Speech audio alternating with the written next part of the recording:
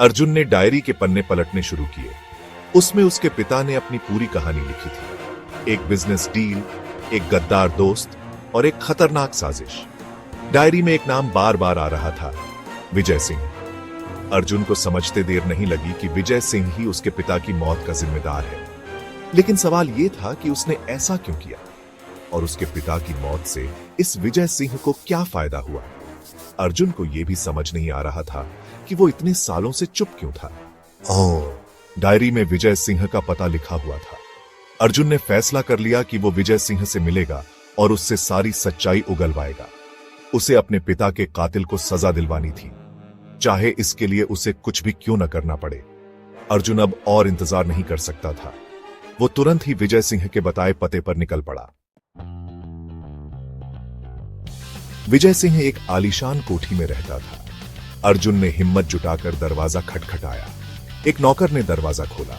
अर्जुन ने उसे बताया कि वो विजय सिंह से मिलना चाहता है। कुछ देर बाद विजय सिंह खुद अर्जुन से मिलने आया। वो बूढ़ा और कमजोर दिख रहा था। विजय सिंह, मेरे पिता की हत्या के पीछे तुम्हारा हाथ है ना? विजय सिंह ने पहले तो इनकार किया, लेकिन जब अर्जुन ने उसे डायरी के बारे में बताया तो वो टूट गया। नहीं अर्जुन, तुम्हारे पिता की हत्या में मेरा कोई हाथ नहीं था। मुझे झूठा फंसाया गया है। असली कातिल कोई और है, कोई ऐसा व्यक्ति जो तुम्हारे बहुत करीब है। कौन है वो? बताओ मुझे। मैं उसका नाम नहीं बता सकता। तुम्हें खुद ही सच्चाई का पता लगाना होगा। यह सुनकर अर्जुन के पैरों तले जमीन खिसक गई। उसके अपने ही किसी ने उसके पिता को मारा था, लेकिन कौन?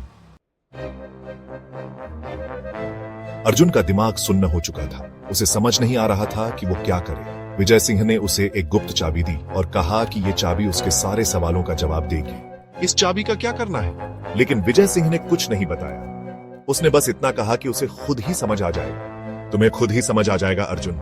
विजय सिंह की बातों ने अर्जुन को और उलझन में डाल दिया था। अर्जुन घर लौट आया।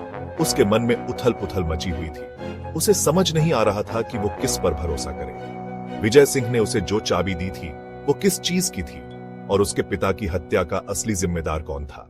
क्या उसे कभी सच्चाई का पता चल पाएगा?